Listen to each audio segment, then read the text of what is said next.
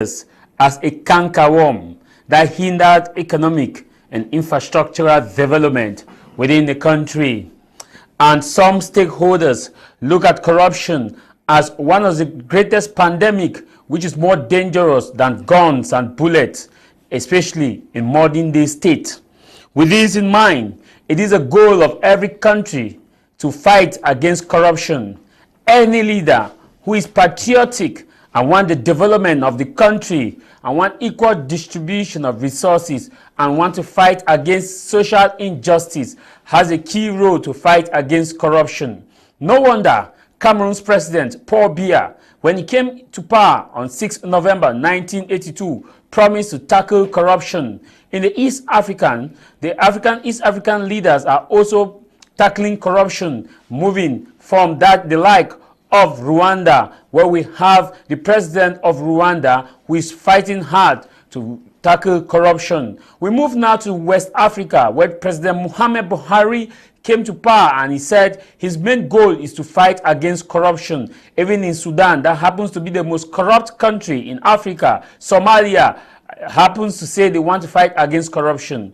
During the end of year speech of our president, Paul Biya, 31st of December 2021, he called for the fight against corruption and said those who have embezzled state money as far as COVID-19 is concerned, they will answer, and that he will look into it, that those who have misappropriated state funds are called to justice. In 2013, President Paul Biya, during his end of year speech again, made a similar call where he asked pertinent question about Nsah, and he asked that why is it that some units within the country are not effectively functioning. He talked about administrative bottlenecks, as also talked about the issue that Cameroonians need to take to fight against corruption. In all of the pleas being made by Cameroon's president, Paul Biya, corruption in Cameroon still is at its peak. We are divided within controversial issues where those who steal using their pen, best described as pen robbers, are given protection and rebranded names. Instead of thieves, they are called embezzlers.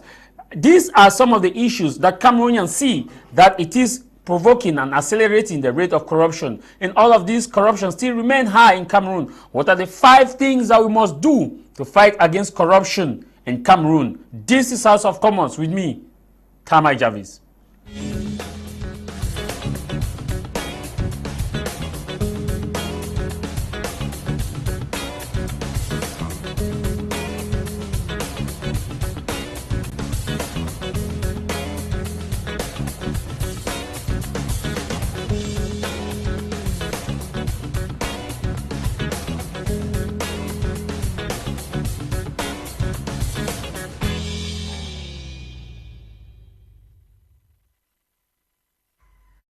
During the reign in Ghana, when we had that of Salufun Kwame Nkrumah, he stated that the independence of Ghana would be meaningless unless it is linked with the total emancipation for its different African states. When he went out, a new president came in, corruption was at its peak. J. Rawlings took over as a military leader to stabilize the country. J. Rawlings handed the country back to a civilian role, and the civilian government still went ahead with massive corruption and embezzlement. J. Rawlings again came back and took back the country and heavily-handedly cracked on corruption, and some were executed publicly, flogged, and sent to jail. This massively reduced the rate of corruption in Ghana.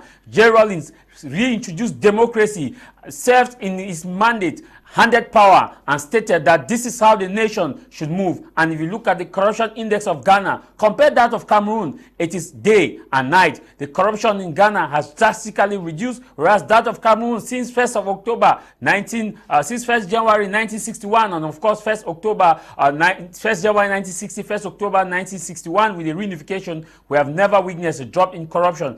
Cameroonians are crying every day. This is why we have decided to look at the 5 things we must do to fight against corruption. Here in the studio we have Dr. Nick Ngwanyam, who is someone that has been very focused and is promoting infrastructural development, education, and Dr. Ningwanyam believe that injustice must be fought with fortitude, with strength, and that those who are promoting injustice must be called to book. For the nation to grow, we must provide social justice, education, accountability, without no exception of no one being below the law and no one being above the law. Dr. Ningwanyam, you and JK.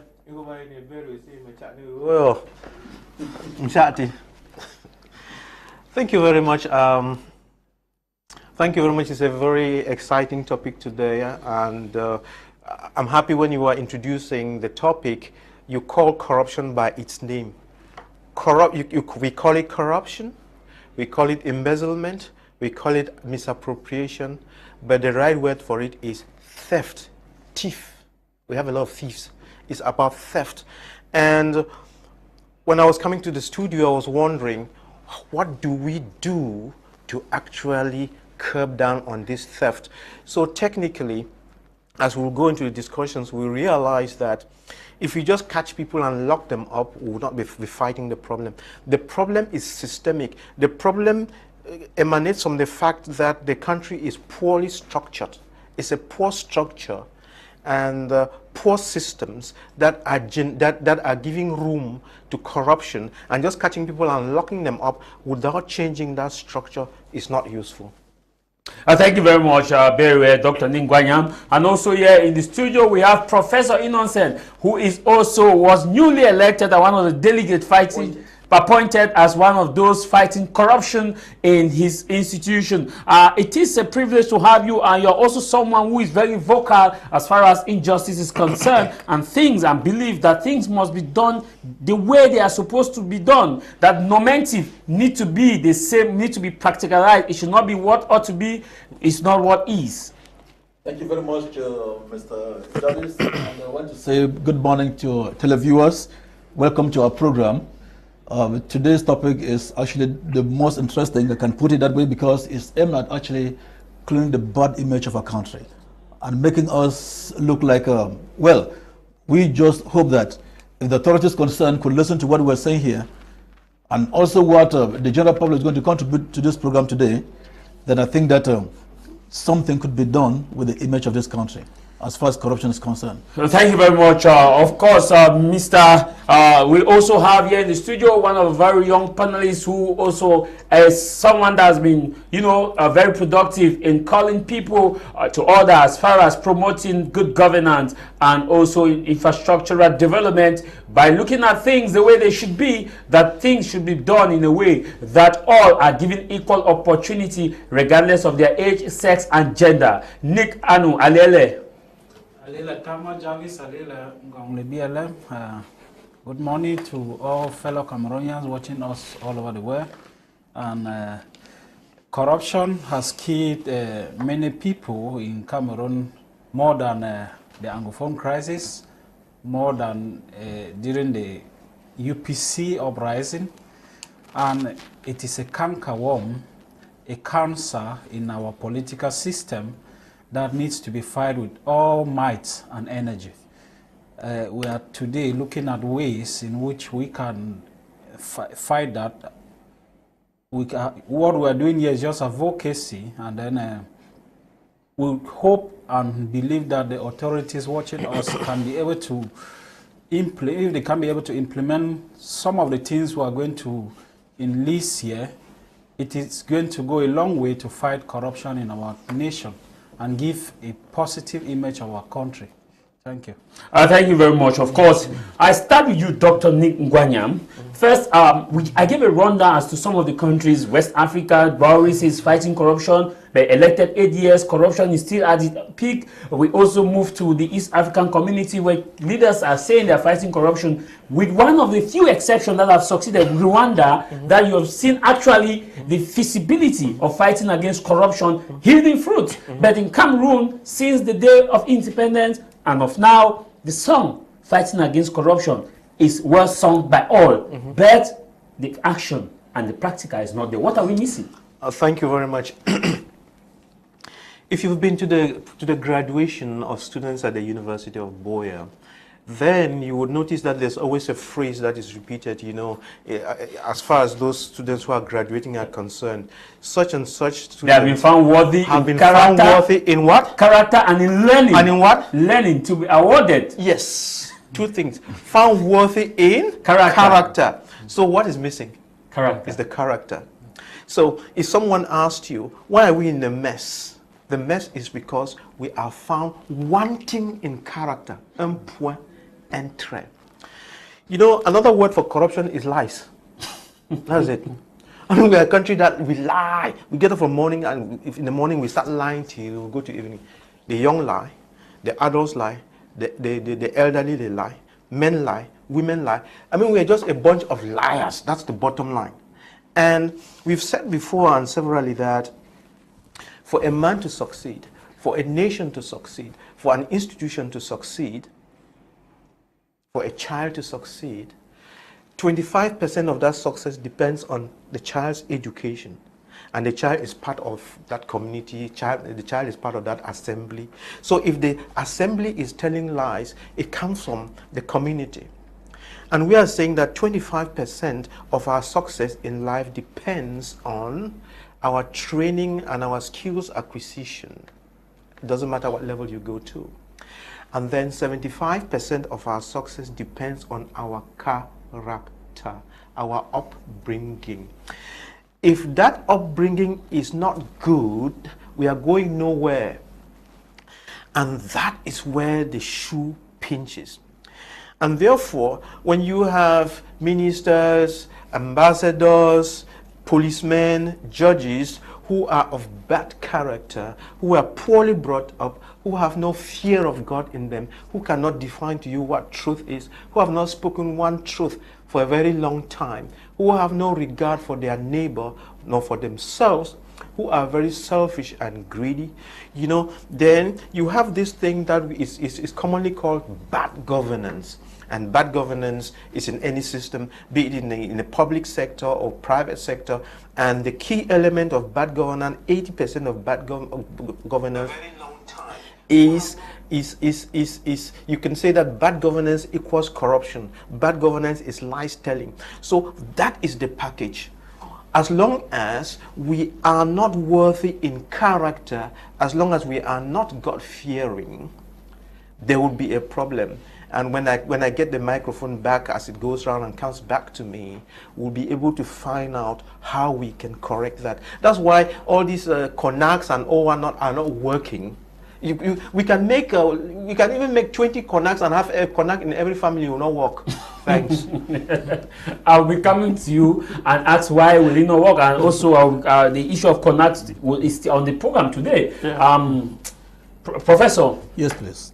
What are we missing before getting to the 5 things? Dr. Nick has raised a very important issue. In all of the graduation ceremonies, especially with state universities, you must be found worthy in character first and in learning, which means that in Cameroon's higher education, they are providing holistic education. But now the question is, how holistic is holistic education where corruption is at its peak? You talk about the graduation ceremony. I think we would have said in Anglo-Saxon universities, because that is where we train people that they actually come up with a lot of morals and all the like. And if today we do not have such things, it's just because of the fact that the whole system has been contaminated with students from the other end. And then again, a key question I want to ask is, how can we fight corruption with corrupt individuals? You cannot be corrupt, and then you expect not to be corrupt. And then again, it's a chain of reaction. I start from top, it goes on forever and ever. And it is really a very sad situation, especially when we look at our country, Mr. Jarvis. And well, I would not want to say or criticize much because we have been called to build and not to criticize people.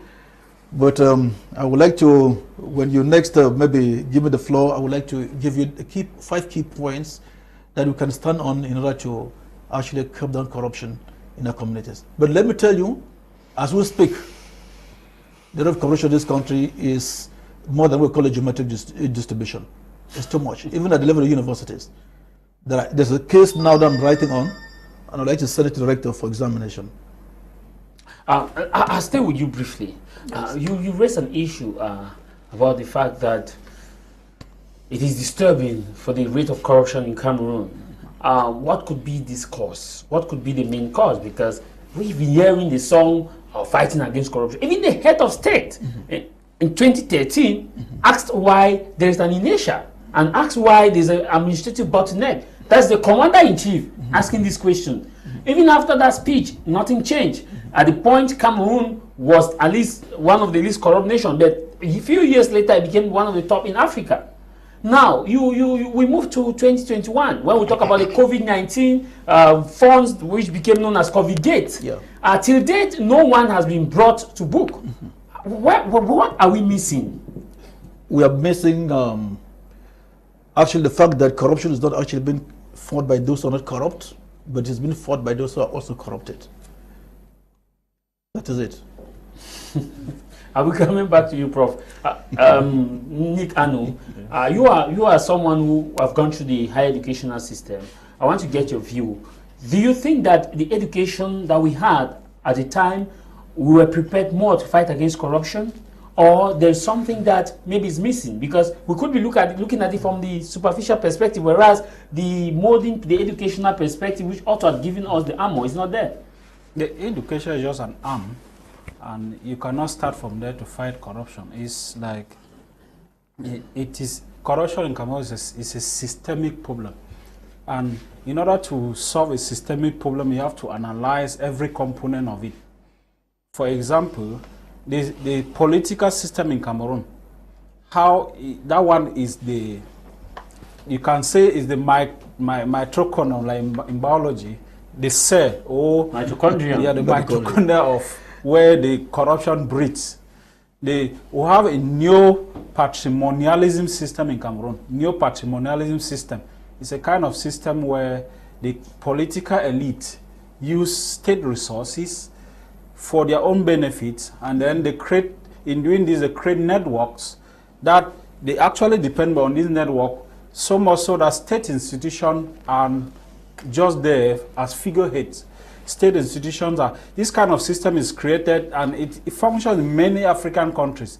If you see why corruption cannot be fought in most African countries, these systems were put in place right from post-independent eras, so as to benefit a few people. This kind of system, you put them in place so that they look at the government as a sole provider of development of everything. In these cases, like those who are in high position of authority, they don't really have the real power. You can look, for example, like the Prime Minister in Cameroon. In terms of ministerial position, is the highest. But you will be surprised to see that a Secretary of State sometimes have power more than the Prime Minister. A Secretary General in the presidency can override the decision of a Prime Minister in a country. So this is just to show you that there are some hidden powers that you cannot really see. And in this kind of system, they give accountability, but to upward accountability. Meaning, for example, like in the legislative is elected by the people, the common people. They're supposed to give account to the common people, but you will find them giving upward account, giving account to the executive, for example, meaning that the people cannot hold them accountable. So in this kind of system, there's no way corruption cannot breathe in this kind of system. Also, you see issue of tribalism and the rest. We don't want to, at least we don't want to be so negative about what corruption is all about. What we're interested in here is so much on the solutions on how to fight this corruption. For example, also, to me, corruption in Cameroon is just lack of political will. In every, if you want to fight corruption, first thing first, political will. If you look at analyze the situation in Cameroon, it is lack of political will. When you say lack of political will, the head of state, commander-in-chief of the armed force, the guarantor of national security, and of course territorial integrity, said he's fighting against corruption, set in place CONAC. And also, we've had some few people behind bars. In fact, the Kundegi Central Prison lacks only one position, and that is the position of the head of state in terms of those who have been found corrupt, in terms of we had from all the positions at Kundegi. And they are telling me that there is no political will. Are they being protected, or are they being there's no political will? If you analyze, I like to analyze every situation. If you analyze all those who have been arrested, you will see that at one point in time, they were so powerful. They have worked with the president. They are so powerful. They have become so powerful to an extent that they can challenge the position of the president. So the president is somebody who is tactical. He allows most of these guys to steal. It's not like he's not watching what they are doing. He allows them to steal. But if you steal to a certain level that you can be able to challenge him in future, he maybe now sets conduct behind you and they take you and put in place. That's if, a hypothetical yes, statement. the end result is that how much money have they accounted to us that have recovered from these guys who have stolen? No, but the president has never allowed people to steal now. He has been fighting this corruption from day one. From seeing if the president has not allowed anybody to steal, they wouldn't have been saying that this person embezzled this amount of money. But briefly, again, before going to Dr. Nick, the president will tell you that he has people behind bars. That's to show that he has not allowed anybody to steal. But how much catching people and putting behind bars, has this stop corruption? That's what you should be asking yourself. It means that the means that are using to fight corruption is just useless. Dr. Nick, you want to react to my question? Which one? You wanted to react to what you just said? That Let me react to that, please. Okay, briefly. So it is just number that each and everyone in Cameroon can just steal money the way he likes. And then he just goes there and he lives in a very nice prison, comes out whenever you like and not like. Because none of these guys, to the best of my knowledge, has ever been asked to pay for this money. We don't know how much has been recovered. Yeah. If you think, or if any Cameroonian want to challenge, any of us here seated, we would like to know exactly how much has been recovered from all these guys that have been accused of embezzlement with billions of Cameroon's money. Okay. So that's the situation. Yeah. Dr. Ningwanyam, I want us to go now into context where we talk about fixing corruption in Cameroon. Yeah. What are the two key things that we must do to fix this corruption in Cameroon? Thank you very much. Like I said, before we fix it, we must understand it. If we don't understand it, we cannot fix it.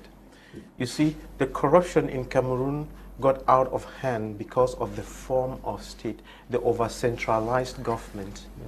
When you over-centralize the government and you put power in the hands of a very few people who don't have character, then you create a system that perpetuates this bad behavior. And therefore, we are saying that the form of state needs to be corrected so that people in positions of authority are accountable horizontally and vertically. But when you create only a vertical form of accountability, then it's not as effective. And so we'll be looking into that. Then, for us to actually understand what is going on, we have to realize that there are pull and push factors that drive this stealing in our communities, in our systems, and what have you. And corruption sets in when someone is in a position of power of some sort. There are all different kinds of power. And when we are talking about power, people are always thinking about political power. No. I mean, power, if I'm a technician, I can repair a refrigerator, and you are just a client. As far as that ability to repair the generator is concerned, I have the power. Yeah. So this power depends on my capacities relative to yours and my position relative to yours. If there's something that you want from me and I've got to give to you, and if I'm supposed to give it to you either for free or at minimal charge, then I bring in some extra conditions that are not written in the books or that are not allowed to push you to the wall so that I can, as we've said before, there are 4 genuine ways of creating wealth, and the 5th is theft. And when we are saying theft, it takes all sorts of colors, just by violence I seize it from you, or I use some corrupt methods or something and I push you to the wall to suck something out, some juice out of you, or I'm given the budget and I just steal from the budget and so on. It takes all sorts of ways. The children have to be admitted into a secondary school. The principal and all his machinery, they do something to earn a living. So we said there are 4 ways of earning money. You can earn money as an employee, you can earn money as a self-employed somebody, you can earn money through a business, you can earn money as an investor. But you know, it is this other one, this thieving kind of thing that is really gaining ground. And we are saying that to be able to handle these things, we must look at the way we train our children, the systems we set in place to help people to earn money genuinely. What do I mean? We have to look at ways and means of training our children and helping them to be able to create their own jobs, in helping them to be able to help themselves. As long as we have not corrected the system of helping people to make money, then the gap between the rich and the poor keeps increasing. And as long as that gap is growing, corruption will continue to increase no matter what you do. So that is where we need to do something. We need to correct the form of state. We need to correct the capacities of youths and people to be able to earn money genuinely. And we need to correct the environment so that it is supportive. Dr. Nick, you raised a very important issue there about the form of the state being one of the factors where we can fight corruption in Cameroon. When we look at comparatively other nations which have the form of the state that we do have, for example, in the United States, it has been moved from corruption to lobbying. In Africa, we have moved to misappropriation of state funds or embezzlement. Or some kind of, we have a different good names of using it. How much guarantee are we going to have that we will have a reduction in corruption if we look at the form of the state, mindful of the fact that other countries with that kind of form of state, which we are preaching to or we want to have, are still very corrupt, like right. Nigeria. You are right. Let's be very clear on something here. You know, sometimes, like when you try to criticize something and correct it, someone will say, oh, it's happening in America. Because it's happening in America, it's acceptable. Now, let us say some things. The Bible has said that we have all sinned and fallen short of the glory of God. That is not an excuse for us to continue to do what is wrong. And, you know, if I ask you to give me one country in the world that is perfect, it does not exist. One country in the world where there is no corruption, it does not exist. No, it does not exist. But we are saying that we have a country that God has given to us. We have a continent that God has given to us. And we know that we are taking poison and it would kill us. The other countries too have that poison, but they are fighting it and are doing something about it and are growing. We are saying that we should do the best in our abilities as human beings, having noticed the problem, to be correcting it so that we can survive, so that we can be like other people. That is what we are saying. And you would notice, therefore, that highly centralized government, where all the power is centralized, those countries are very, very corrupt. Then when you have countries that are federal states, with local government, with power down to the people, financial and political power down to the people, where there's control at the base, and especially, I said especially, when all administrators are elected and not appointed, those countries, they are not free of corruption, but their corruption is not as bad. And then you can have a country irrespective of the form of state. But if you have a leader of that country who is an enlightened, benevolent despot, who kicks you in the ass, whether you are his son or what, he doesn't care. But he knows what is good for his people, and he doesn't sleep, and he would punch your eyes out if you did the wrong thing, just like the Jerry Rawlings. Yeah, Jerry Rawlings and also Mohammed The Gaddafi. country will sit up. So it's a combination of factors that will actually either make us good or not as good. If Rwanda is doing well, President Kagame has put in a system, but as a person, he is a no-nonsense kind of a person. That's the bottom line. Magufuli of blessed memory, no-nonsense person. And then I think the president of Ghana too. Ghana, yes. Nana Akufo-Addo. Yes, this is what we are talking about. And even Libya, Gaddafi yes. at the time. Make president. Nigeria is very corrupt. Make Peter Obi president of Nigeria and see what Nigeria will be in 3 years. You'll be jokers.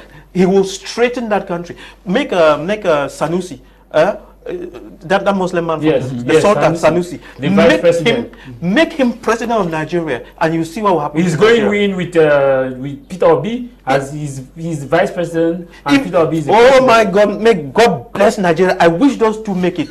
If those two people win in Nigeria, Africa will be corrected. That means as Nigeria is corrected, all other African countries will take suit. There will be a win of change. Yeah, there will be a win of change. Then when you add people like Dangote to it, who are correcting the economy and so on, nobody will beat Nigeria and nobody will beat Africa. Thank you very much, Dr. God bless Nigeria.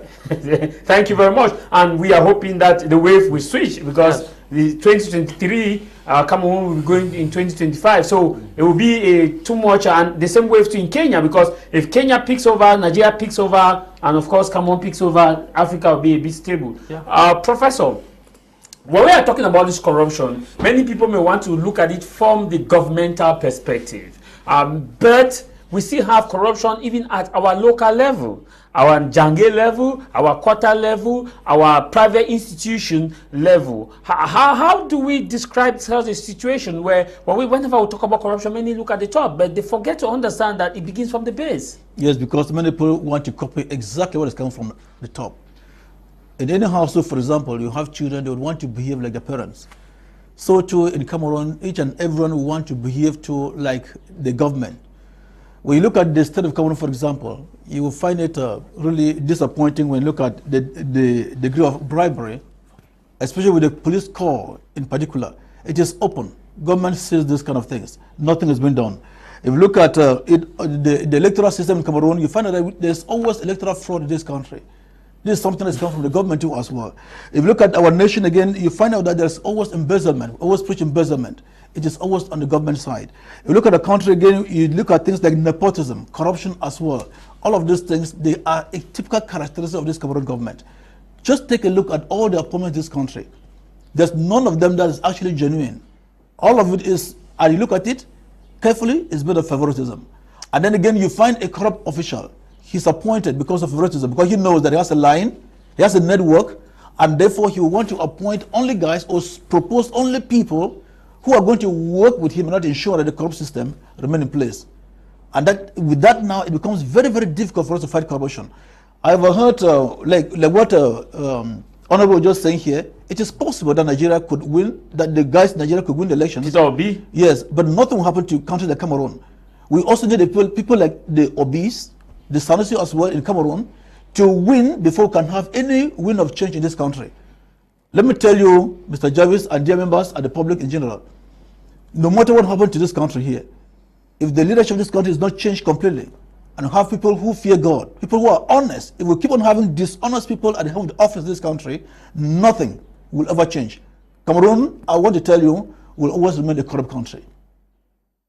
Now, Doctor, Professor, what are the 5 things or 2 main important things? Dr. Nick has cited form of the state, and he has also cited building capacity and also removing the people out of poverty as some of the measures we could take to fight against corruption. But many people will want to say that those found corrupt should be drastic measures to be taken, like J. Rawlings did in Ghana. Yeah. Do you agree with those people? I very much agree with that, but then do we always accept that there are corrupt individuals in this country here? Some years ago, we hear somebody saying, what are the proofs? And then that was when you find the most important political party at the time, the under John Frundi. I always go back to that because at that time I was actually a very strong member of that political party. They brought out institutions, and then they said a lot of things about corrupt officials, and then the head of state openly said, "Usong le preuve." So, but you see, with that now, he is trying to kind of encourage it. I think that maybe he must have corrected that as of now. But I think one of the most important things that we must do in order to fight corruption in this our country is, 1, we have to ensure that there is total participation at all nooks and crannies of this country. Even the lay people, they have a say as far as corruption is concerned in this country here. You and I must be part of it as well. We participate in the fight against corruption. That's what we are doing. Yes, exactly. That's what we're doing here now. And then again, the whistleblowers, the media, for example, the whistleblowers, they always move out. They are supposed to be protected so that they can actually get those cases like the police taking bribe on the streets, even in government offices, everywhere. They should be able to get them, document them, send them to the state, and they accept what these people are doing, appreciate their work. In the third position, I would like to that in a country like ours where there's no rule of law, you always have what you call corruption. You know, the Cameroon is a kind of, the way I see it, it's not like actually a state that's been governed, that has control. It is like you're the president, for example. You say, okay, Mr. Nick, that's your own. He says, honorable, that's your own. Me, that is your own there. You do whatever thing I want to do. Well, you say that Cameroon is not this country that has a state of law. Minister Paul Atanganji, I talk about the rule of law. Rule of law. But Minister Yes. Paul Atanganji says that Cameroon is a state of law. And also that those who are found going against Republican values will be brought to book. And we are seeing that occurring in Cameroon. And also, you talked about the fact that you know, there is no effective structural governing. The president of the republic will tell you that he has created CONAC, and that CONAC has been able to work. Excuse me, please. We are talking about working structures. We are not just talking about structures that have been put in place that are not actually working. Is CONAC working? Are you by chance saying that those in CONAC are just eating money for nothing? Well, are they also are they people that are also honest too as well? No, Prof. Wait. The question is: are you by chance saying that these people are just To an extent, that's money true. for nothing? To an extent, that is very, very correct. Because of the fact that we have not seen any genuine work that this group has actually done in this country. We started by asking this pertinent question: how much has been recovered from all those who have been accused of corruption in this country? Are they mere lies? Or are we just saying them just because of the fact that At least one point, the one that we know is 1 point, I think it's 1.2 billion of Tanganakuna, or 1 point something billion that was reimbursed. At least that we know, we can say for sure that this is the money that has been recently given. Yes. Tanganakuna, who was released recently, that he had paid back some of the money. So are we saying that other people who were caught because of corrupt proxy in the country, they didn't pay anything? Why not even like that? That's a good question. Why some and not all of them? They have paid back the money. Why one and not all of them? You see, that's why we say that. Exactly. Let me tell you, for the CONAC to be effective and efficient, we want to see action being taken. We don't want to just hear people say that man has embezzled this amount of money. He is caught and given a very nice room to stay in Kondenge or wherever, and nothing has been done. And then with that, many people simply say, okay, well, now that man did it. He's now in a very nice prison. He's given a chance to move up and down, do whatever he wants to do, and nothing is happening to himself. So in that case, I want to think that CONAC, as it is a toothless bulldog. If we had that law in public that gives CONAC the power to condemn each and every one, what is supposed to be done whenever you are caught in an act of corruption, that would have been an effective and efficient organ of this country. But it looks like they are there, but there's somebody that must dictate to them. This person has to go this way. So in one word, you are saying that CONAC is just a window dressing. Exactly. To show, a kind of window dressing. To show a political will that there are institutions. That there are institutions, but they are not active institutions. We need active institutions that are independent of the state, you know. They must not be people that answer to the presidency. I catch a thief and they tell me, leave that guy because he's my relation. That is act of nepotism, favoritism. When you catch a thief, for example, what must you do? There must be a law telling CONAC, when that person is caught in this act, for example, this is what must be done. It should not be we wait for the head of state to say this has to happen this way. Okay. Or X and Y to say that.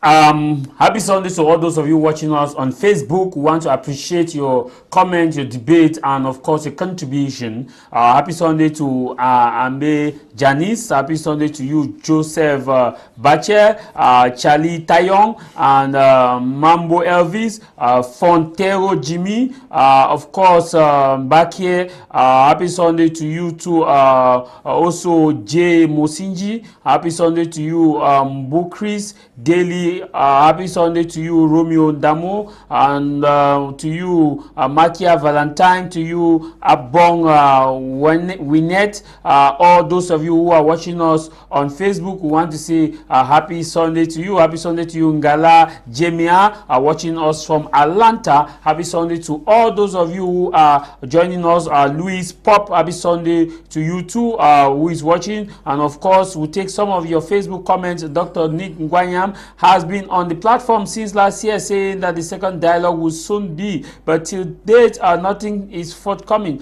But I love the way he is so optimistic about changing situation in that country. That is coming from J. Johnson. And this one from Ambe Jenny say many more professional business training centers and incentives should be encouraged.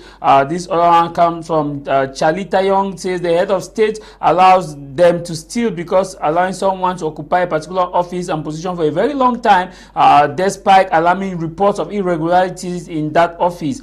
This one coming from Joseph says, to the best of my knowledge, I think that the economy of Cameroon should be digitalized so that whatever transaction you carry out must have a receipt. This is also coming from this other one read, it says Fontero said those in public service should be well paid so they can't see reasons to be corrupted. This other one reads, it says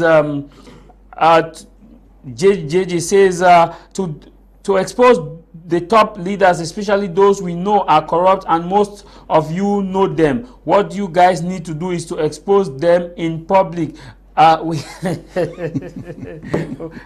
Nick, there are some questions that have been addressed to you. I will come to you. Nick, you raised an issue of neo-colonialist tendency, but the British, the French, the Germans, the Spanish will tell you that they left Africa 60 years ago, and that you have your leaders, that you are electing your leaders, and if there's corruption, you should hold your leaders accountable and not call them about the issue of neo-colonialism. They left, but their shadow is still there.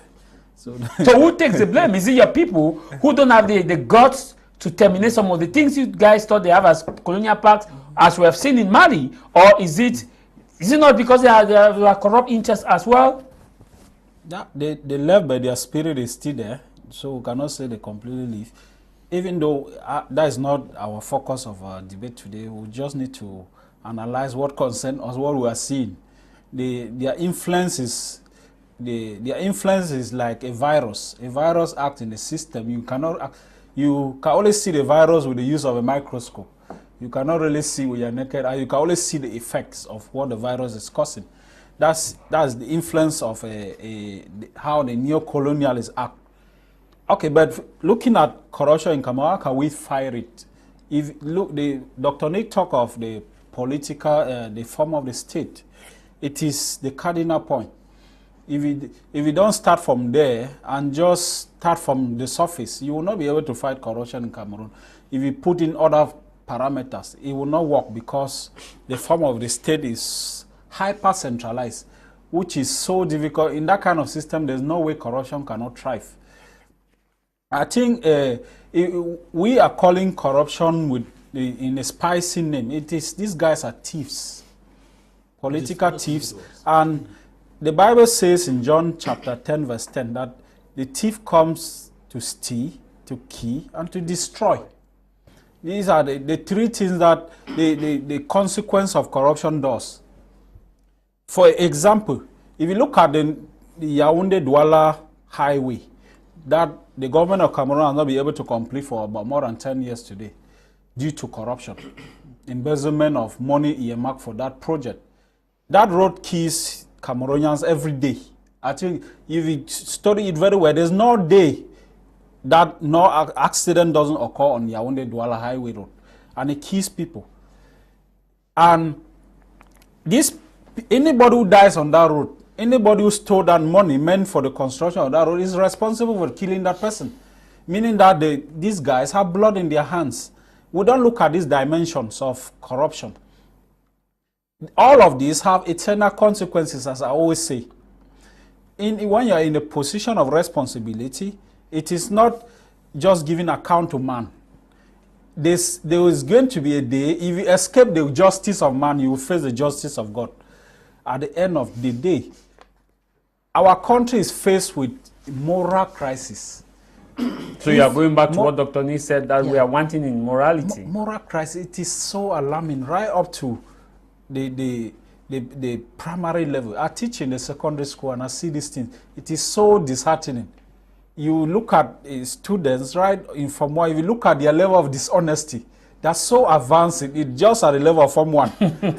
So they have Then advanced imagine the level when they get to upper, get to the university, get to the public service. So now, Imagine okay, the now kind of- you have raised this issue like I asked Prof. There. Let me ask you, which means that we should start by fighting corruption in our homes, because Dr. Nick in his introduction said we tell a lot of lies, and these children picks it from the home, comes to school at the junior level, amplify it, and definitely by the time they reaches to university, it will be uncontrollable. Of course, yeah. If you want to fight corruption, the person at the head, if the person at the head doesn't steal, those subordinates below him will not have the courage to steal.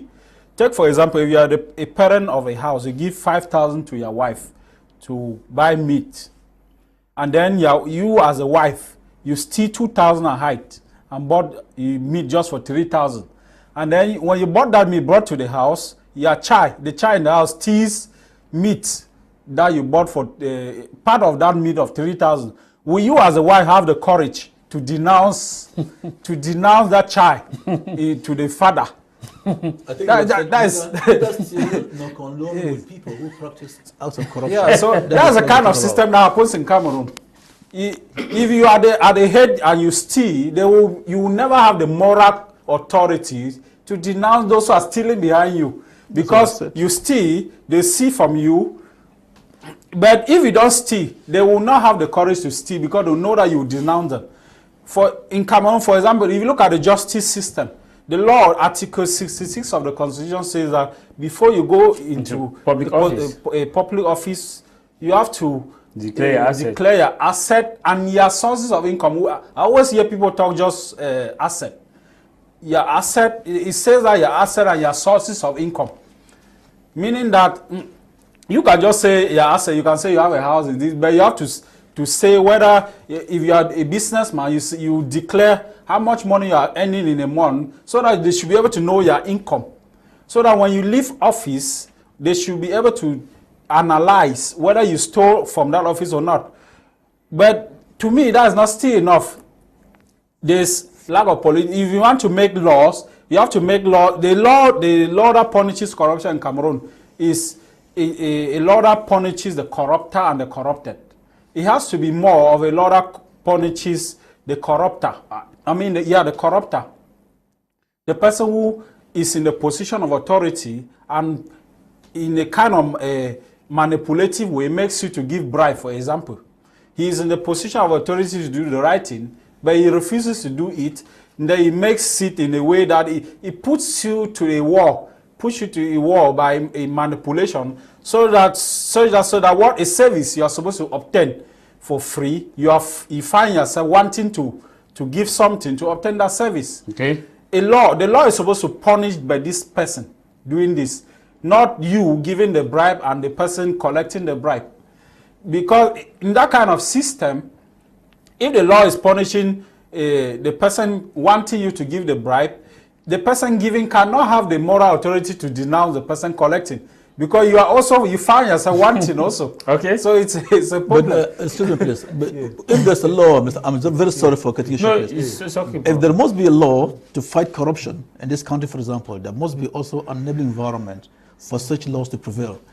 If you say, okay, there should be no corruption, and then you appoint me to a position of responsibility, then you give me the latitude to appoint other guys to work under me, and then I take people from my tribe, people from my region to work with me, then I can always corrupt and nothing will ever happen.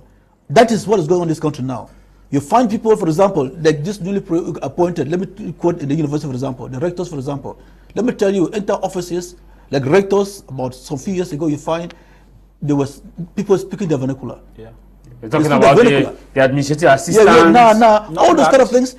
Even here, right now, where I work, for example, the same situation is prevailing, and you find people doing things that are just terrible. And with that, it is now left for the government to ensure that if you are appointed to a certain position of responsibility, those who work with you should not come from your region. We talk about multiculturalism, what we've been doing in Cameroon here. Nothing's been done about that. If you can even encourage that aspect of multiculturalism, for example, that can even cut down corruption. You are appointed to a certain position of responsibility, for example, you are from the northwest, someone from the south, from the north, different regions of the country should come together and then they come up down, they manage that particular institution. When you allow me, I am appointed, say I'm from Oku, I take every other person is from me. I make sure they eat well. They always encourage what I'm doing. They will never report any evil thing that I'm doing to the government. And therefore corruption will continue and go right down to the next generations. So government, for example, I would say, through their ways of doing things, they are encouraging corruption.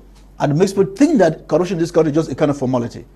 It's so annoying. Fighting corruption is just a formality? It's a kind of formality. It's just a formality. It's not something, in real, because it's not well up. The law is not being applied correctly in such a way that this corruption could be stamped out. But it is rather encouraging people to keep on corrupting.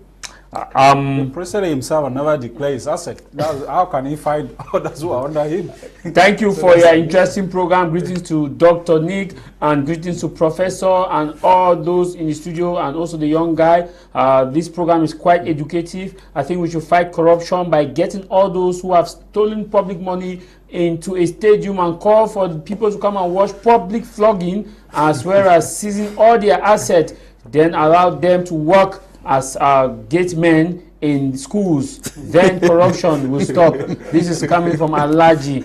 Thank you very much, Alaji. This other one reads, it says, good afternoon to you in the studio. I have a question to Dr. Nick Ngwanyam. Sir, can you describe the type of solution? 1, the teachers cry for unpaid wages and the government to stop direct recruitment. And the teachers cried for unpaid wages and the government stopped direct recruitment of teachers. 2, people cry under development and a new assembly is created for the coined special status. NS from Dubai. I'll take that when I want to come to doctor. Let me take on some other messages. This one reads, a good day to you in the studio. Declaration of personal asset by government workers before taking office. The second point to fight corruption is the use of biometric system in all government offices. The third, seized all assets of persons involved in corruption. The fifth, kill all those involved in corruption.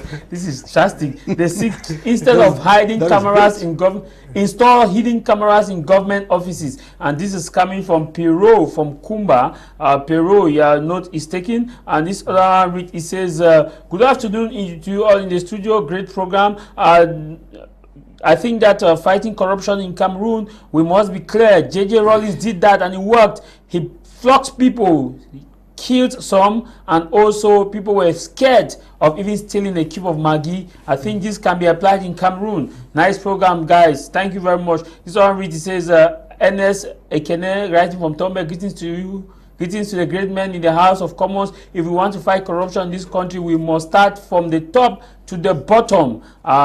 Max from Germany, one of those from House of Commons, says, hello Jarvis, to the panel. The only solution in the current dispensation is for CPDM to expel thieves and the law breakers out of their party. That will cleanse the system until the lowest level. This is Max, also writing from Germany. This one reads, says, hello Mr. Jarvis, good afternoon, happy Sunday. I truly love your program. I can't afford to miss it on Sunday, but please, if the mic is handed to one person, he or she shouldn't be interrupted when speaking. I suggest that okay, thank you very much, Michael from Tico. Your note is taken.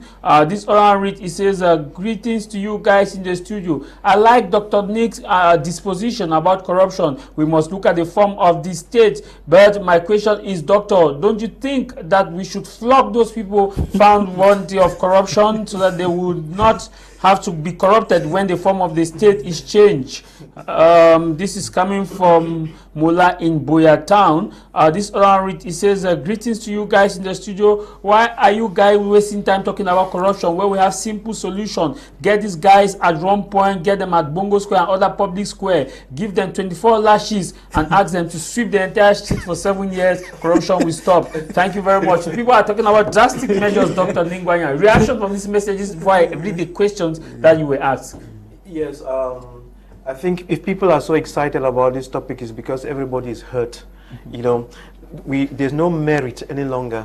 Okay, you have the right qualification, you think you merit a position, but before you know it, some other yamhead is given the opportunity because you couldn't corrupt, because you were not given the opportunity also probably to corrupt, because sometimes you have to have the opportunity to be able to corrupt. Yeah. So we have to create a system that works for the widow and the orphan.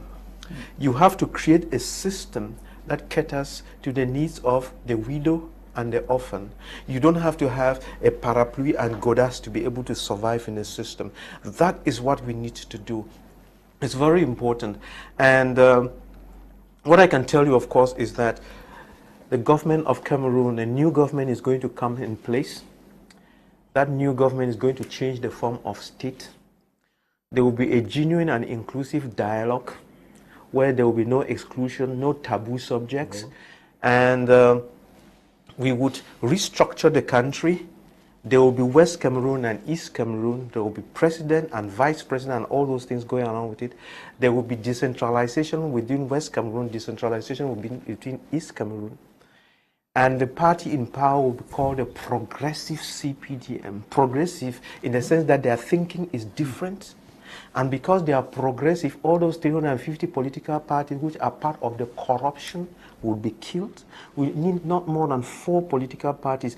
All these noisemakers all over the whole place, they're creating a lot of problems. I'm telling you, when the government changes, you will see what will happen. All this nonsense in this country will stop. Thank you. Okay, Dr. Nick, I take this question that addressed to you. Ns from Dubai raised 2 concerns that Dr. Nick, let me read it the way he wrote it, that I have a question to Dr. Nick. So how do you describe this type of solutions? How do you describe this type of solutions provided by the government? One, that teachers cried for unpaid wages. Instead of the government to provide their wages, the government stopped direct recruitment.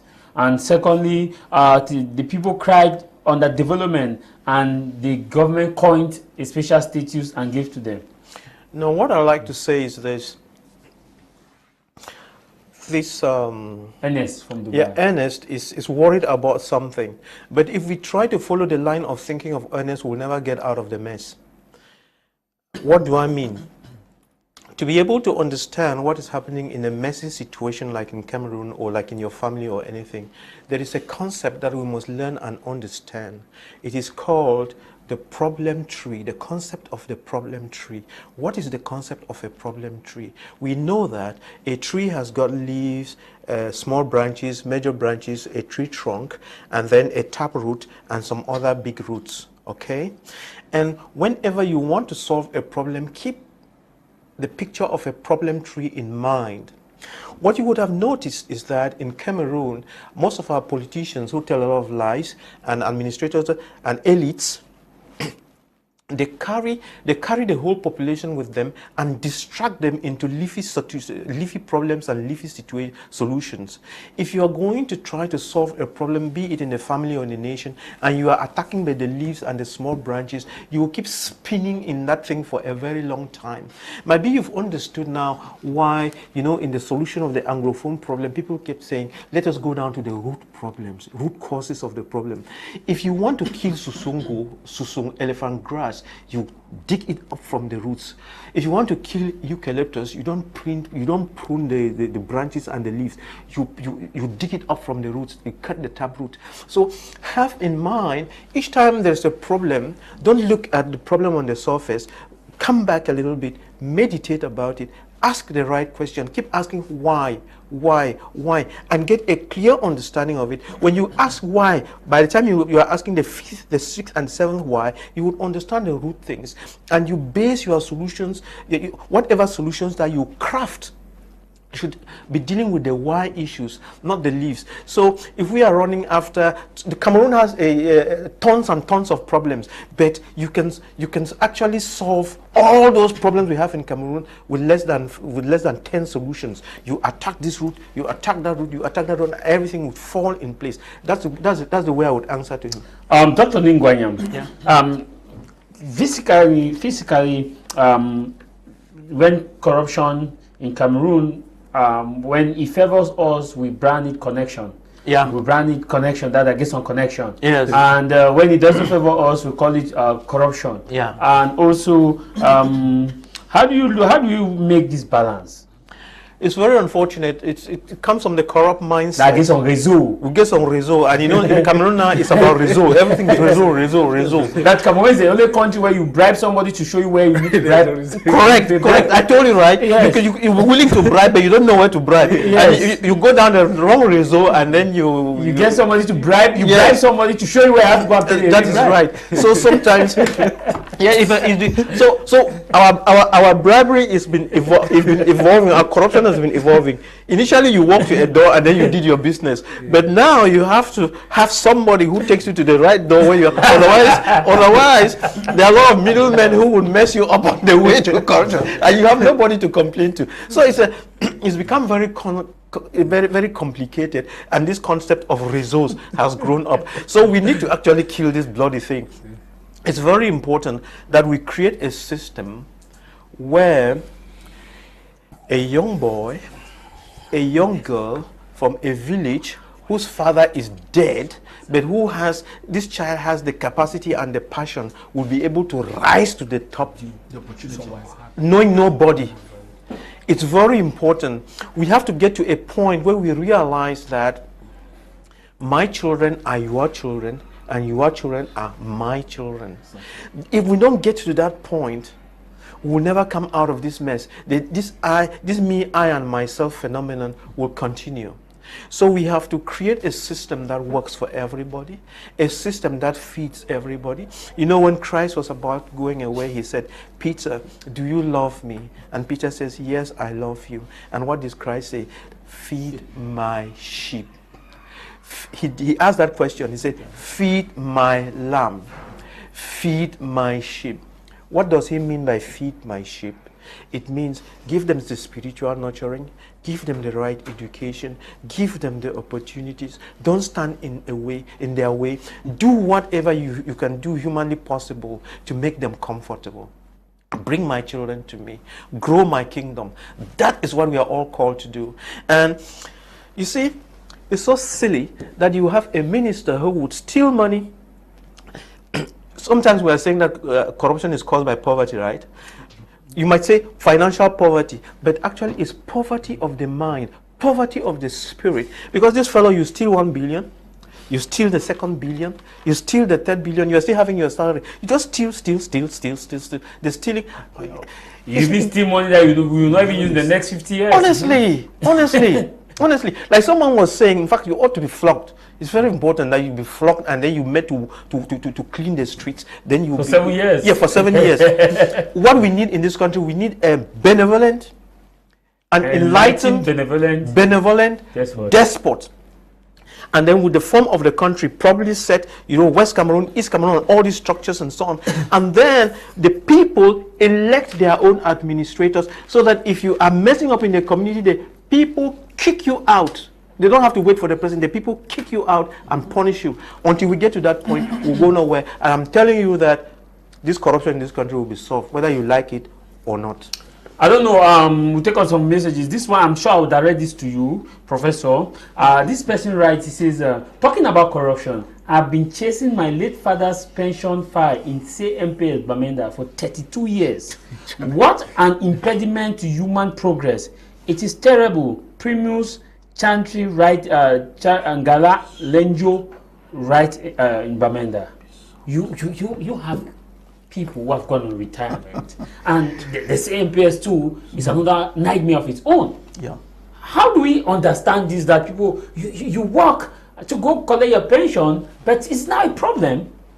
Well, the structure, organization, and the function of the CMPS is another nightmare too as well. And I think it is, though one can accuse some degree of corruption in that particular domain too as well, because I want to assure you that for most of the time, those who actually find the route to corruption and they have corrupted, they have gone through such obstacles. Maybe this young man, I think he should be an old man at 32 years old, fighting for something or starting to have something for somebody, and he hasn't yet attained the goal. Maybe he thinks he can just go in through the natural way and things will move well for him. Maybe he should look for a way. Professor, you have been teaching. You keep having. You have a postgraduate defense. I'm sure it's coming in the week's time. It's not postgraduate. I think the postgraduate students have already defended, and then my doctorate degree student also defended too. Yeah, now you have a PhD student who has defended. And now when we are talking about this corruption, many people say this is also within the schools where students have to STM, sexually transmissible marks, that it starts within the school and that moves to the highest level. Somebody just wrote here that we should not look at the government, that should look at schools. That how do we handle this? Because a teacher said sometimes these proposals are given by students. Students even threatened you for refusing to take the money or for refusing to adhere to what they want. How do we balance this? I've never experienced that, but some time ago at the University of Boya, I used to hear of some people, they call them bags of cement and all the like. And I want to tell you, during my days at the University of Bamenda, there were some situations like that, because you have scripts with some indications at the center of the script, because we went through all of those things. We identified them. We got the students. But you know what happened?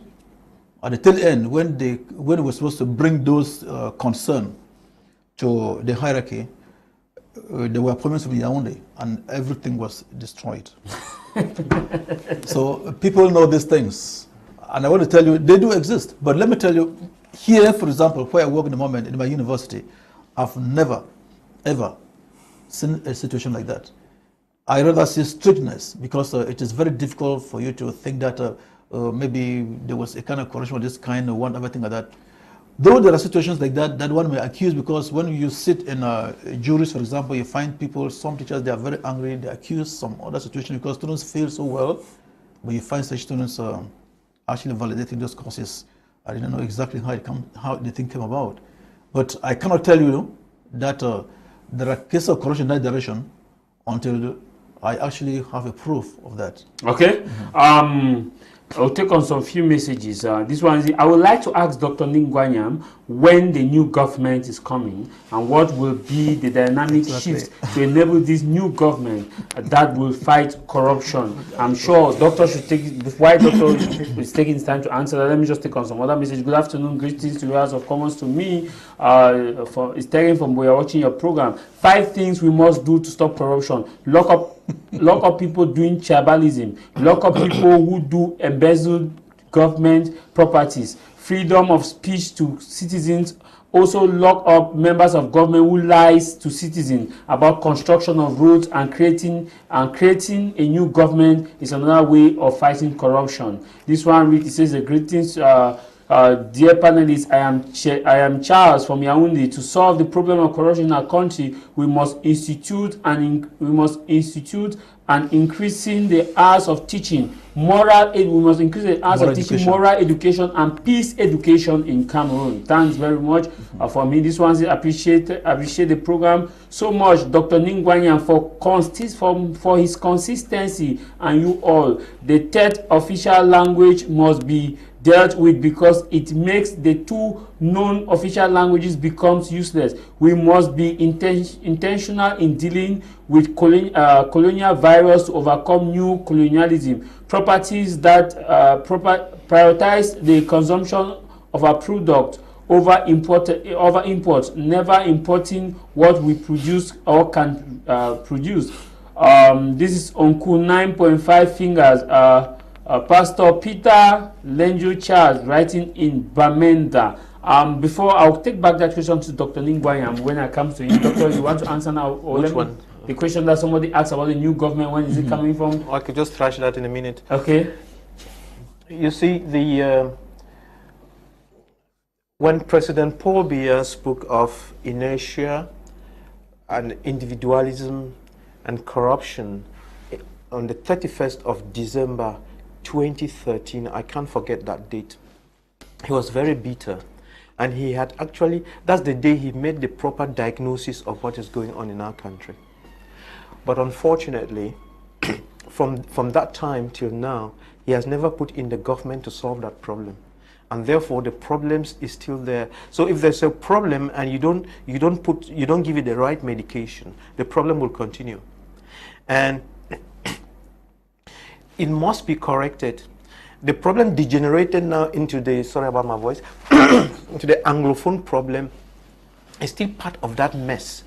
And we must correct it. And it is corrected by human beings who know what is right to correct the mess. And I would say that we need a new government in place that has a clear understanding of issues, to deal with the issues without fear or favor, and to actually lay all of these things to rest. And there will be indicators of success. The indicators of success would be that you will see the violence go down. You will see truth and love come back to our nation. You would see industrial production go up. We will stop importing rice and fish. We will be able to feed the people. And you'll be able to see more love amongst the people. For now, this corruption, this hatred, this hate speech has gone haywire. And you have a lot of people who are just lying so that they'll be able to have something to eat. And I'm saying that, you know, either today, tomorrow, or whenever, a new government would come and solve that problem. If you hear that it's a new government in place, start rejoicing. If you don't hear of any new government, forget it. With this current government, no solution. Thank you. Let's get this excerpt from one of our viewers who was supposed to participate via Skype. He had difficulties. It's the person that asked you the question, and so he has also sent us his contribution.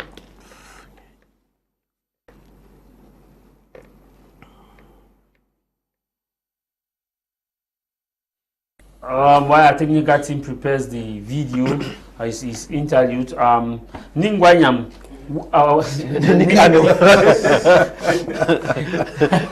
Sorry, Dr. Nick. Nick Anu, I want to get your own solution to this. Many people are, especially the messages, some of the messages which I have sent or which I have not read, are saying that let's go to the J. Rollins principle, that we should get those people flocked. Also get them work in primary schools as gate men for some number of years, and that this will reduce corruption. Do you buy such radical measures? Because it worked in Ghana. It worked because it was political will. I doubt if that kind of solution can work in Cameroon. Because corruption is stemming from the level of tribalism. Those who are supposed to fight corruption, maybe when they catch somebody from their tribe, they find it difficult to implement some of this punishment. But for this to happen, it has to be embedded in the law. Of course, we cannot just do this from space. It has to be embedded in the law that if you are catch doing this kind of act, this is the kind of punishment you receive. And they make these kind of things public. Not like the present law in Cameroon cannot even fight corruption. For example, the present institution charged with fighting corruption cannot fight corruption. CONAC cannot fight corruption, because you cannot say you are fighting corruption, then you still give an account to the President of the Republic to decide on what to do to those who have stolen. If you are a thief, you are a thief. If the law can prove that this person stole this amount of money, you should go in for it. You shouldn't be waiting for the president to decide whether you should go to jail or you should come out, and so on and so forth. And you see that it will be so difficult. Look at the case of this Atanganakuna. He was from the presidency, meaning that the presidency overrides justice. And order came on the president should be released. And give an order to the Minister of Justice. Yes, this man should be released. Whereas Cameroon is a country of law. If it was really a lawful state, it was supposed to come from the court. They decide this person has, maybe according to this law, this person has paid this the money embezzled. But even if you pay money embezzled, what are the consequences? What are the consequences you've caused these people? What of those who have died because you embezzled money that was supposed to provide basic health necessities for them? Don't we? These are the consequences that this person should remain in jail, not just because they stole. I think fighting corruption in Cameroon is, to me, it is an embedded problem. It is a moral problem. Cameroon live in a society where there's high level of consumerism. High level of consumerism is promoted. it is the kind of car you ride, the kind of champagne you drink, that is most important. Meaning that we have lived from the normal human values to certain kind of values that are not beneficial to us. So people want to live this kind of life. In order to live this kind of costly life, they are forced to embezzle because maybe their salary cannot afford that kind of life. They want to go for a holiday in Paris. They want to go to Dubai for every month for holidays. Most of those who really have the money who are still embezzling, who can afford transport even to go to heaven, if there was the possibilities to go to heaven, they still embezzle. It is a human conflict. They mean those. If you have not discovered as a human being who you are, you will be obviously living as an animal because all of these tendencies are animalistic. Okay. Because you have not discovered who you are yourself. That's why they keep on doing this kind of. Let's take on this excerpt. We'll be coming back.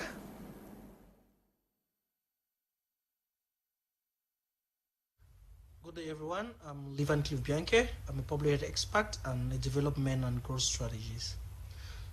So, for us to fight corruption, there are just three ways. We look at corruption as a system. Corruption is systematic. And for us to fight corruption, we have to deal with it systematically. We talk about governance, the structure of government. A central structure is an enabler for corruption. So we have to revise the structure of government and dissolve power into different streams. Once power is centralized to a few persons, it enables corruption. Second, we talk about digitalization. Digitalization is the way to stop corruption. Why? Because as intrinsic as human beings are, we cannot, it is difficult to deal with that intrinsic factor of a human being, the character, the posterity, the honesty. So the only way to do this is to limit the human interaction as much as possible, and you can achieve this through digitalization. This has proven to work. Look at our passport systems. It has worked for that system. Look at our taxation system. Since they introduced digitalization, it has worked for that system. And lastly, I will talk about political will. We need political will from our leaders. We need them to say enough is enough. CONAC cannot stop corruption in Cameroon. CONAC is not the way forward. We need to revise the government structure. We need also to introduce heavy digitalization in key systems, and we need, for all this to work, we need political will from our leaders, from our head of state, from the prime minister, from the key offices that governs Cameroon. We need that political will. Thank you, Doctor. You agree with him? Yes, it's perfect. You see, he's attacking it from the root causes, and saying, let's deal with this root, let's deal with this tap root, let's deal with this main root, let's deal with this stem. If you go that way, you begin to put a lot of things in place. And above all, education. Education. We've talked about education a lot, and we have to change the education in our country. The education in the country has been a mess. We've been deceived for 60 years. What we've been calling education is a sham. It's not education. It's no use. We need to correct our education, the school system, and get it right. And the school system should be such that, we train people to have skills, to have an understanding of problems, and to have skills to be able to solve those problems. If you are going to train people to be telling stories all day long and have no skills and understanding to solve problems, you've missed out on it. So we need to go for skills training. It's very, very, very important. And therefore, this thing that we've been running around calling our grammar schools for 60 years, that has been rubbish. Our technical schools, which have nothing technology in it, no labs, that is nothing. We need to actually be very sincere and correct it and come up with comprehensive colleges where children go and are exposed to technology and exposed to different ways of doing things, such that 70% of our student population should have science, technology, engineering, STEM, economics, and mathematics, STEM education, and to that, they have leadership, they have entrepreneurship, and they have all these things. Yes, and agriculture and moral education. So it's a package deal. This thing that we are going and having 10 papers, 20 papers, 25 points, that is not the solution. Vicky from Douala, we need the likes of Ethiopians to change the system of government in Cameroon. Dr. Ningwanyam, a while ago you made mention of the fact that CONACT has failed, and also Professor Innocent said it is a window dressing. Yes, yes. But this is a structure where we have reputable men who are governing the structure. Is it that the men have failed to pick up their responsibility, or the system has failed to meet up with what they are supposed to do? Then why don't they resign? No, they cannot resign. Let me restructure the whole.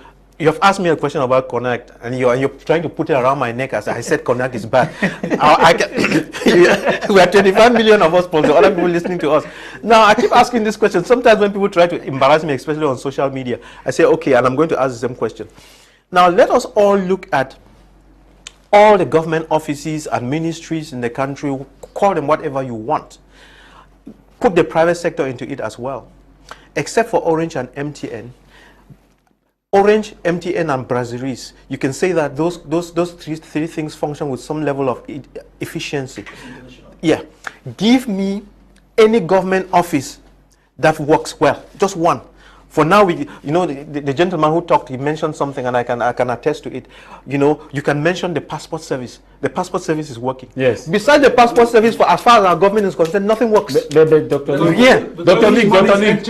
Lee, somebody said that it's because the old people don't like the youth in this country. I wonder they should quickly leave the country. That's why it's easier to have a passport than an ID card. So that you can go. Yes, that's why it's easy. ID card. Whatever, but the bottom line is, we noticed that it's very easy to have a passport than an ID card. Than an ID card, yes, it's much easier. If you want an ID card, if you want a passport, and in 2 days you get it. But it took me 2 years to renew my ID. Okay, yeah, you can be certain about that.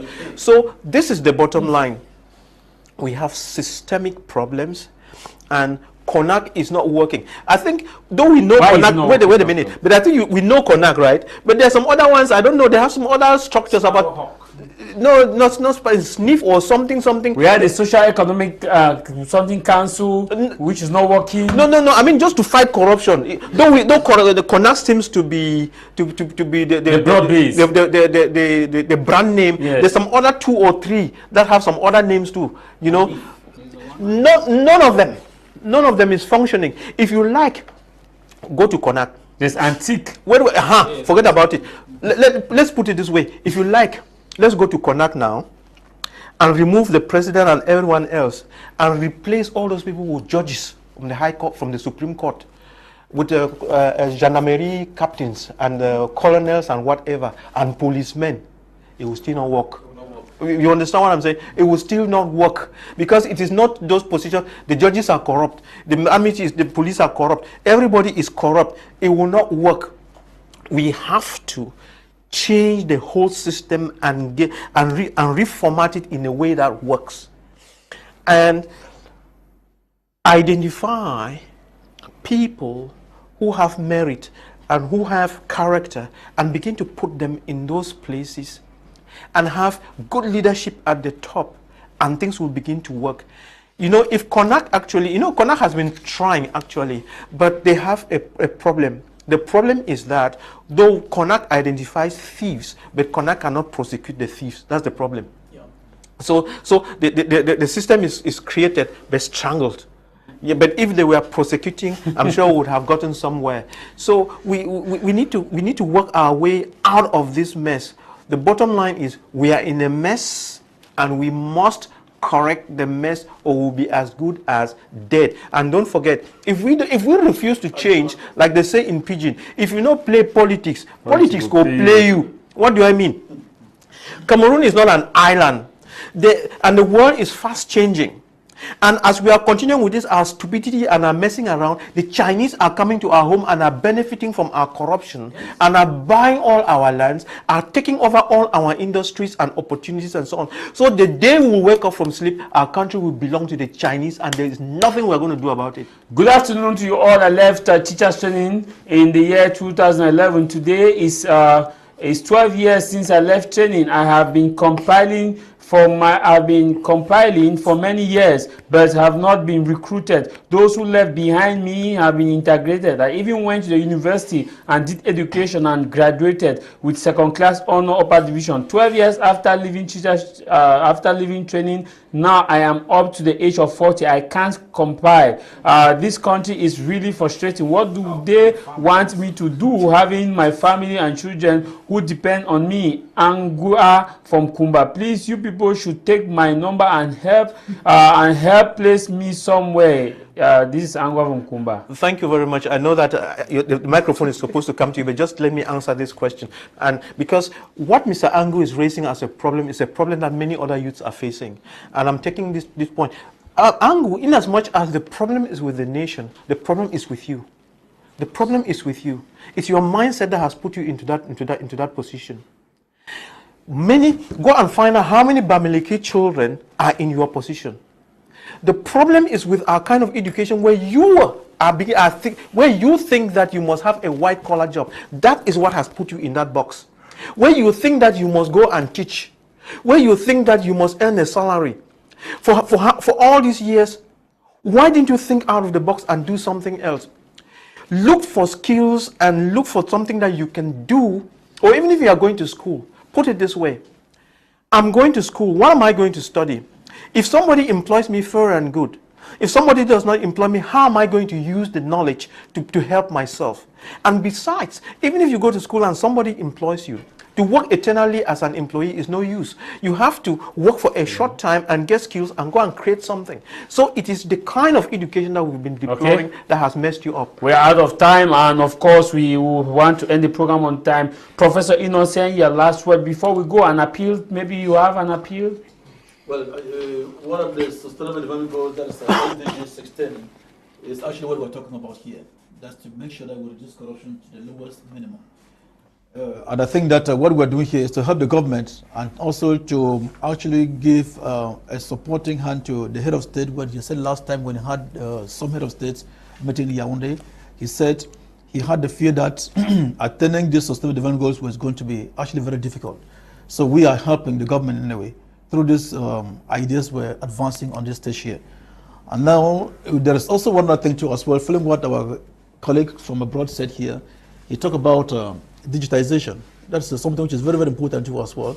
It's about time we take off these police and general control points off our roads, and we put into play what they call a digital system, so that all the cars are enumerated, they're matriculated digitally, and then you are able to be informed. Please, by this date, your X or Y is going to be expired. Make sure you renew it, and then we replace this police checkpoint by what they call the mobile police wing, the one had in West Cameroon.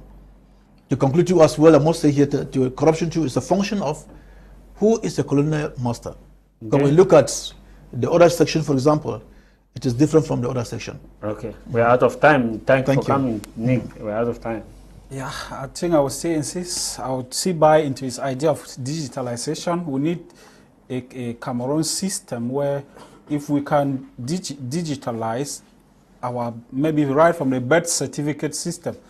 If you give birth to a child, you do that child's birth certificate, it is registered in a system, because corruption starts from there. Okay. So much so that you have a common number that when you grow up, you maintain that number, and that number is in a system that we're out of time, you can be traced wherever you go with that particular number. So digitalization is a key. Dr. Nick, thanks for coming. Thank you very much. The government will change the progressive CPDM, is going to take over. These 350 associations called political parties are going to die and have a requiem mass. The country is going to change. The whole system is going to change. You know, 2 million youths would have jobs every 2 years because of the training and many other things. There's a lot that's going to change in Cameroon in the days ahead. Thank you. We want to also say that our prayer and thoughts are with the family of Reverend Father Mfomi Didymus, who was laid to rest on Saturday at the Small Support Cathedral. We want to say that may God give you people courage and wisdom. And it is on this note that we are calling a wrap for this program. But before we go, I want to make an appeal to the peace-loving people of Kenya that as the elections are coming up tomorrow, Monday, that it should be the 9th of August, please, dear Kenyans, you people should ensure that at the end of the day, there should be no violence, because Kenya is a peaceful nation, and regardless of who wins, it is Kenya that won. Thank you very much. No matter the matter, what matters is your matter. And what should matter for you today and the peace-loving people of Africa is that we should shun away violence and embrace lofty argument that can change the country. My name is Tah Mai Jarvis from Cameroon's economic capital, Douala. Feng Gudong Bange. Bye-bye.